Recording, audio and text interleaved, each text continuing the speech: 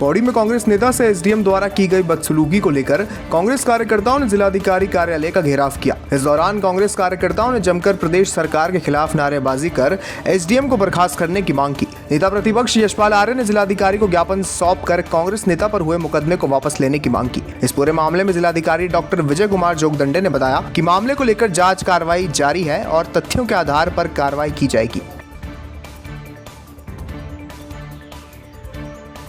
हजारों की तादाद में युवा 2 दिन से पौड़ी में जमे हुए थे, अपनी भर्ती के लिए प्रयास कर रहे थे, लेकिन चरित्र प्रमाण पत्र में काफ़ी विलंब हो रहा था देने में, और इन प्रमाण पत्रों में भी काफ़ी विलंब से प्रमाण पत्र दिए जा रहे थे। उसी को लेकर नितिन बिष्ट ने युवाओं की आवाज़ को उप जिलाधिकारी के सामने रखा, एसडीएम के सामने रखा, और जिस तरह से उनका आचरण था, व्यवहार था, वह निस्संदेह एक अधिकारी से हम उम्मीद नहीं कर सकते हैं। उन्होंने उसके साथ मिसबिहेव किया, अभद्र शब्दों का इस्तेमाल किया, और उसका परिणाम देखने को मिला कि उस नौजवान के खिलाफ प्राथमिकी दर्ज कर दी गई। उसका अपराध क्या था, उसका गुनाह क्या था, उसकी गलती क्या थी, ये बहुत बड़े प्रश्न है। देखिए, ये कांग्रेस का नहीं, ये नितिन बिष्ट वाला मामला सारे युवाओं का मामला था, और युवाओं और बेरोजगारों में बहुत उद्विग्नता है। आप इसका प्रमाण जो भर्ती रैली से वापस आ रहे हैं उनसे वार्ता करके देख सकते हैं, उनकी वीडियो से देख सकते हैं। आप समझ लीजिए कि अगले आने वाले महीने युवाओं के होंगे और युवा पूरे प्रदेश में आंदोलन करेंगे और कांग्रेस उनकी कमान संभालेगी। अभी माननीय नेता प्रतिपक्ष श्री यशपाल आर्य जी के द्वारा उनके साथ में केदारनाथ के पूर्व विधायक श्री मनोज रावत जी और लोकसभा के प्रत्याशी जो पूर्व में रहे पौड़ी से श्री मनीष खंडूरी जी, आपके द्वारा सभी कार्यकर्ता गणों के साथ में आकर एक ज्ञापन प्रस्तुत किया। ज्ञापन में उनके द्वारा भी एक घटना यहाँ पौड़ी तहसील में हुआ था, जिसमें एसडीएम पौड़ी और उनके कार्यकर्ता जो कि प्रदेश यूथ कांग्रेस के सचिव हैं, उनका बीच में जो एक कहासुनी हुई थी उसको लेकर अपनी बात रखी है।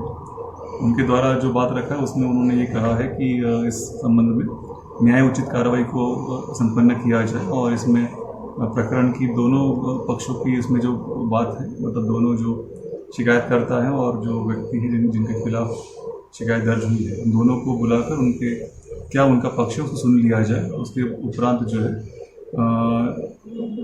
प्रक्रिया को अवलंबित किया जाए। श्रीनगर में शराब के नशे में वाहन चला रहे एक युवक ने सड़क पर खड़े वाहनों को टक्कर मार दी, जिसके बाद स्थानीय युवकों ने शराबी युवक की पिटाई कर दी। वहीं सूचना के बाद मौके पर पहुंची पुलिस ने शराबी युवक का वाहन सील कर उस पर मुकदमा दर्ज कर दिया है। वहीं जिन युवकों ने हाथापाई की है उनके खिलाफ भी जांच की जा रही है। जिलाधिकारी टिहरी गढ़वाल डॉक्टर सौरभ गहरवार ने आपदाग्रस्त क्षेत्रों का निरीक्षण किया। साथ ही निरीक्षण कर संबंधित अधिकारियों को आवश्यक दिशा निर्देश भी दिए। डीएम ने कहा कि जिला प्रशासन द्वारा आपदाग्रस्त क्षेत्रों में प्रभावित परिवारों को राहत सामग्री भी पहुंचा दी गई है। वहीं आपदा के कारण बंद हुए सभी मार्गों को खोलने की कार्रवाई भी की जा रही है। ऋषिकेश गंगोत्री राष्ट्रीय राजमार्ग मलबा गिरने से बंद पड़ा है, जिस वजह से नरेंद्र नगर महाविद्यालय के शिक्षक और कर्मचारी भी स्कूल नहीं पहुंच पा रहे हैं। इस पर महाविद्यालय के प्राचार्य राकेश कुमार उभान ने नरेंद्र नगर पालिका में स्कूल के स्टाफ को बुलाकर उपस्थिति दर्ज करने के साथ ही पठन पाठन और अन्य चीजों पर भी चर्चा की।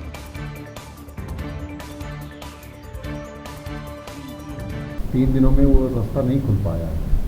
वैकल्पिक मार्ग बहुत संकरा है और उस पर भी लगातार पत्थर आ रहे हैं, आवाजाही ट्रैफिक बहुत ज़्यादा है, और महाविद्यालय तक हमारा स्टाफ समय से आज उपस्थित होने के लिए आ गया था, लेकिन यहाँ पर नरेंद्र नगर में स्थिति देखते हुए कि वहाँ पर वो पहुँच पाएंगे महाविद्यालय तक संभव नहीं था।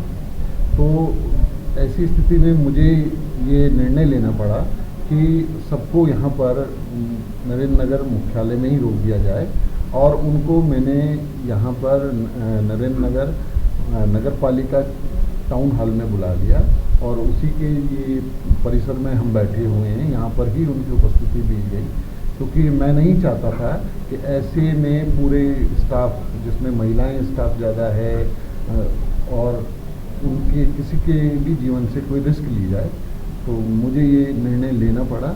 और मुझे नहीं लगता कि अगर आगे भी ये परिस्थिति रहेगी तो हमें जो है फिलहाल उपस्थिति यहीं पर देनी पड़ेगी। चारों तरफ से रास्ते बंद हैं और आज हम अपने प्राचार्य के आदेशानुसार नरेंद्र नगर टाउन हॉल में रुके हैं। यही सब जो समस्त अधिकारी और कर्मचारीगण अपनी उपस्थिति दे रहे हैं। सर, ऐसे में हम लोगों के साथ बहुत समस्या ये है कि एक तो हमारा अधिकांश जो स्टाफ है महिला है और हमारे जो बच्चे हैं, हम लोग टीचर्स हैं सर, हम पढ़ाने आए हैं, लेकिन स्थिति में ये स्थिति हमारी है, हम पढ़ा भी नहीं सकते।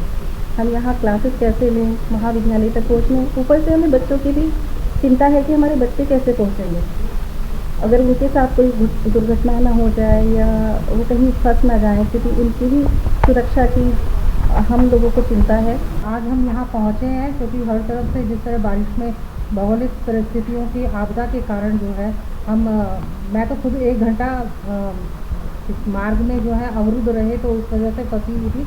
बहुत मुश्किल से मैं यहाँ मुख्यालय तक पहुँच पाई हूँ और इन परिस्थितियों को देखते हुए जब हमारे प्राचार्य महोदय ने जो निर्णय लिया है उसके अनुसार हम अपना कार्य करेंगे।